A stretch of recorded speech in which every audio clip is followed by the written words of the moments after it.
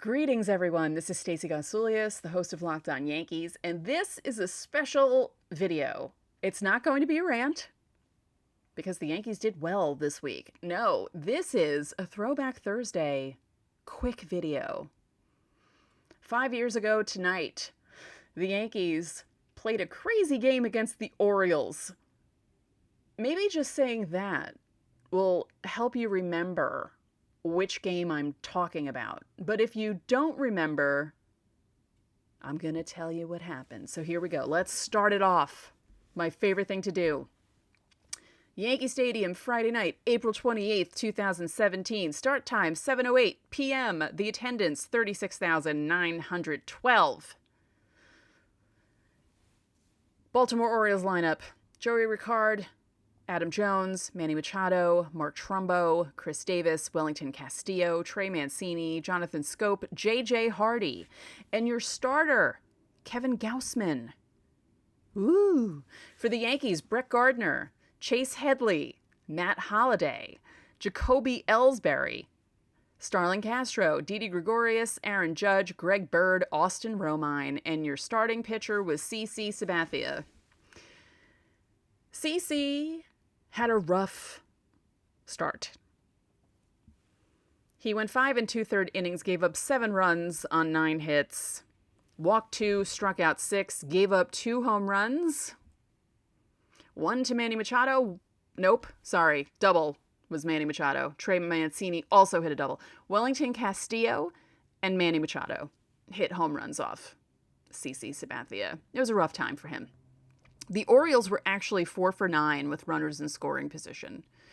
The Yankees were 4 for 10. Each team had a bunch of pitchers in this game, but considering how CC started, and considering that the Yankees found themselves down 9-1 in the 6th inning, it's kind of funny that the Orioles are the team that had the most pitchers.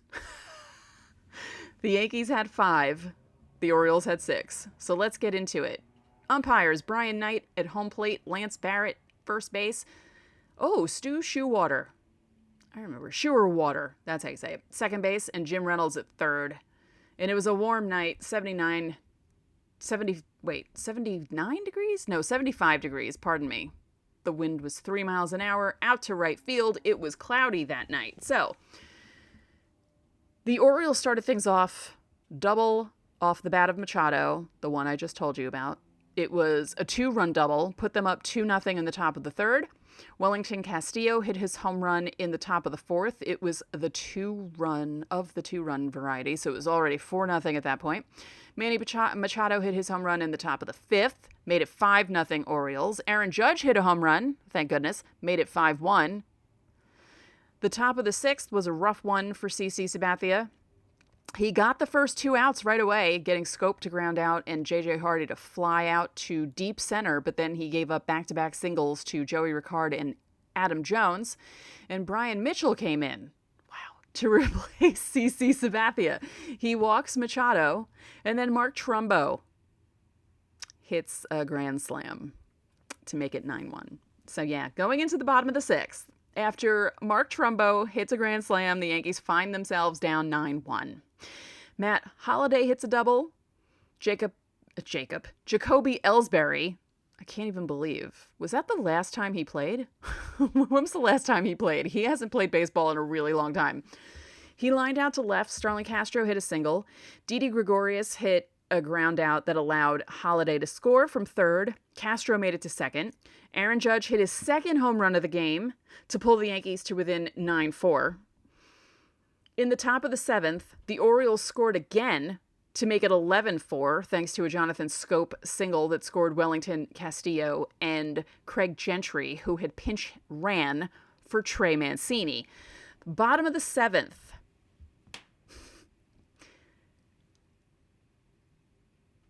Kevin Gausman is still in the game, gives up a single to Austin Romine. Vidal Nuno comes in, replaces him. Brett Gardner hits a fly ball out to center. Chase Headley hits a double. Matt Holliday walks to load the bases, and then Jacoby Ellsbury hits his 100th home run, which was also a grand slam, and the Yankees pull to within 11-8. Now, they don't score the rest of that inning, and they don't score again until the bottom of the ninth. Brad Brock comes in, replaces Darren O'Day. Chase Headley walks. Matt Holliday hits a single. Chase Headley makes it to third. Jacoby Ellsbury hits a ground out to short that allows Headley to score. And then Starlin Castro. Do you remember the home run he hit when he fell to one knee and it went to left field? That's the home run that tied the game at 11-11. Top of the 10th, the Orioles do not score against Aroldis Chapman, who replaced Tyler Clippard. Some of these names, it's so funny. I recall 2017. 2017 was a fun year, but it's just funny reading off some of these names. So, Aaron Hicks works a walk against Jason Aquino. Kyle Higashioka works a walk. Chase Headley strikes out swinging. And then Matt Holliday, first pitch home run to deep center field. And it produced that GIF that all of Yankee Twitter was posting for weeks after that because of Matt Holliday's arms and him being wet. Even guys were talking about Matt Holliday's arms after that win. That's crazy, honestly. You don't see a team come back from a deficit that big, that late in a game. Usually, it happens from time to time. But being down 9-1 in the bottom of the sixth is usually like, all right, let's see if we could scratch and claw our way to make it a close game and not make it a blowout. And the Yankees were just like, you're the Orioles, we're the Yankees, we're going to beat up on you. And that's what happened in that game.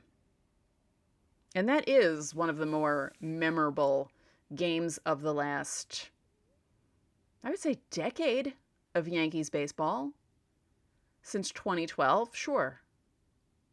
Yeah, I can't believe that was 5 years ago. That's crazy. 2017 was 5 years ago. Think of all the promise that we had to look forward to in 2017. Everything that the front office and management was trying to tell us about the future of the Yankees and how the championship window was opening and big things were going to happen for the Yankees. And here we are 5 years later, still looking for that elusive championship that they could not get. They came awfully close in 2017. That year still really bums me out. Because as fun as they were to watch, after the way the first two games against the Indians went, I don't think any of us were really expecting them to come back. Especially not after Game 2. Game 2 was agonizing, and what a horrible loss Game 2 was. It was so bad. And then they win Game 3 and Game 4 to force it back to Cleveland for Game 5, and you're thinking, this is a good showing. This is good. Okay, at least they didn't get swept. At least that was my thinking. And then Didi Gregorius does what he does in that Game 5. Hits the home run right away. Hits his second home run. And you're thinking, holy crap, they're going to do this. There was not any point in that game after the first home run by Didi Gregorius where I felt like they were going to lose. I felt it in my gut that they were going to win that game and win the series. Even when things got a little sweaty there, I really felt it. I didn't have that nervous feeling that I get when it feels like the Yankees are going to blow a big game. And it was amazing. That was such a fun night. And that at bat that Brett Gardner had, I occasionally will go on YouTube and watch that at bat and just sit there and, go back in time to sitting in my den, sitting on the chair, being all tense and thinking, this is one of the longest at bats I've ever seen. And oh my God, what's going to happen? And, when you see a long at bat like that, usually it's in the hitter's favor. And it worked out that it was in the hitter's favor. And my goodness, what a year that was. But the April 28th game was definitely I would think that was the best regular season game that year. You know, people always talk about that crazy game against Minnesota. Was that 2019 where Hicks made the dive at the end to catch the ball and like, you know, Minnesota really could have won that game if he hadn't caught that ball. That was 2019, right? I think so. Pandemic time. Yeah. That was an insane game. Or was that last year? No. That wasn't last year, was it? Wasn't Hicks hurt? Why am I not remembering? Hold on. Now I got to look this up because this is going to annoy me. Minnesota, Yankees, Wild win. Let's see. No, not that game. You know what came up when I did that search? The wild card game from 2017. That's funny. That's not the game I'm looking for. I'm looking for that wild. Was it July? It was July of one of those years, and Aaron Hicks made that catch. Who was pitching? Was it Chad Green? And yeah, it was crazy. By the way, the wild card game in 2017. Even when the Yankees went down 3-0, I knew they weren't going to lose because it was October 3rd. That's my dad's death date. And I knew that my dad would not allow the Yankees to lose on that day. So you can thank my dad for that. So, thank you for sitting through me remembering 2017. But yeah, when we get to other anniversaries, because 2012 had a few of them. We can talk about the Raul game when that comes along in October against the Orioles.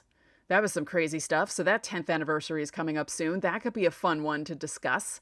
Maybe let me know if you want me to do live chats while we talk about these games. And, you know, we can tell stories back and forth if you were at the games.